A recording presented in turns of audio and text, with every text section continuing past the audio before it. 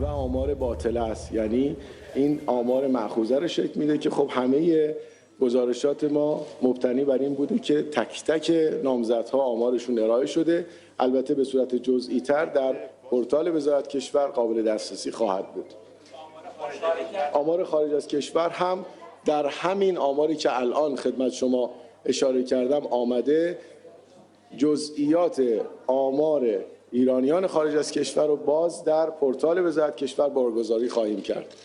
بله، اگر گفتم 40%، به صورت استانی هم باز در سایت وزارت کشور. We don't actually seem to have translation of this election announcement. We are hearing from the election headquarters. They're saying that voter turnout is at 40%. The spokesman of the Iran election headquarters, Eslami, is speaking there. It seems that translation has come back, so let's listen in to what he's got to say.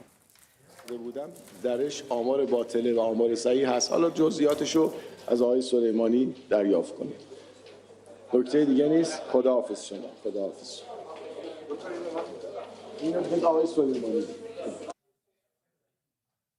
Okay, there we seem to have just missed the announcement there, which was an announcement in the results of the Iranian election. Partial results so far that have been given. It's a very, very tight race. It does seem as if that is heading to a runoff, which will be held next Friday in Iran. Let's just see if we've got our correspondent, Zaina Hodder, standing by for us in Iran. Zaina, can you hear me there? She, unfortunately, isn't with us yet. We're just getting news that the runoff is being held. We are getting reports from Reuters that Iran will be holding a runoff presidential election on July the 5th, as no candidate has secured 50% of the vote. So that result came pretty quickly. We're looking at around 40% of the votes having been counted, and then suddenly it jumped to all of the votes being counted, and yet no single candidate managed to get the 51% that was needed for an outright win. So we are now hearing, just been announced in Tehran by the election headquarters, that neither candidate won outright. So Masoud Pezeshkian, the pro-reformist candidate, and Saeed Jalili, the hardline conservative candidate, will be going to a runoff on Friday. Let's bring in Zaina Hodder now. She is there for us. Zaina, we just missed the announcement of the results, but we've just managed to catch up, and we hear that there will indeed be a runoff, as we thought, from this election. Yes, neither one of the leading candidates managing to secure 50% of the votes. But the reformist candidate, Pezeshkian, leading by 1 million votes. So we are heading to a runoff. Next Friday, the Iranians will have to head to the polling stations to elect a new president to replace the late president, Ibrahim Raisi. Turnout 40%. Now, that is a low turnout, a historic low turnout, if you like, even lower than the previous election in 2021.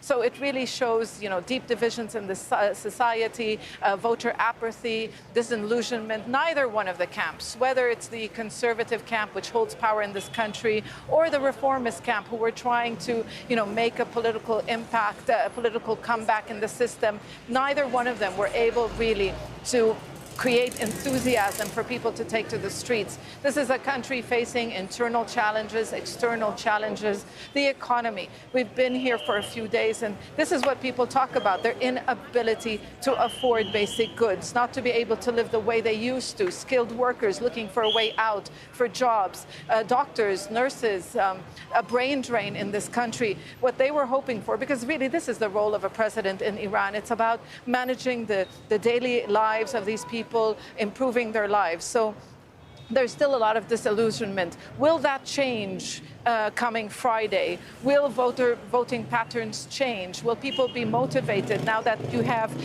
two candidates vying for the presidency, very different and opposing candidates? It's very, it's difficult to speculate, but definitely both of them really standing for two different Irans, but both of them saying that they will still work within the system in place, within the political establishment.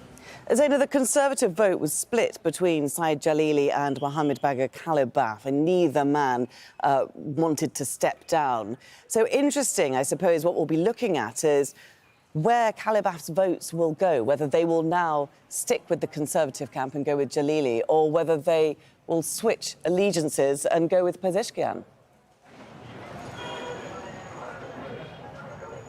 Yes, the fact that the Conservative camp failed to present a united candidate or a consensus candidate worked to their disadvantage. And this is why, it was very difficult to get that 50% of the votes. Well, we understand that there were behind the scenes, negotiations between the camps. Even when the other candidates withdrew just hours or days before the election happened, they issued statements calling on, quote, our brothers to unite ranks for the sake of, quote, the Revolutionary Front. So there were calls for them to unite.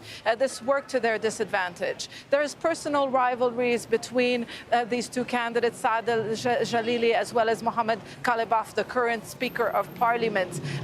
So yes, many question, will Khalibaf supporters vote for Jalili? Will they stay away from the ballot, or will they give their vote to the reformist candidate? We can only speculate at this point in time. But what this shows really is that even within the Conservative camp here, there are different factions, just like there are different factions within the reformist wing. OK, Zaina Hodda, many thanks indeed for keeping us up to date with the very latest as we hear that Iran is headed for a runoff vote between Saeed Jalili and Masoud Pezeshkian next Friday.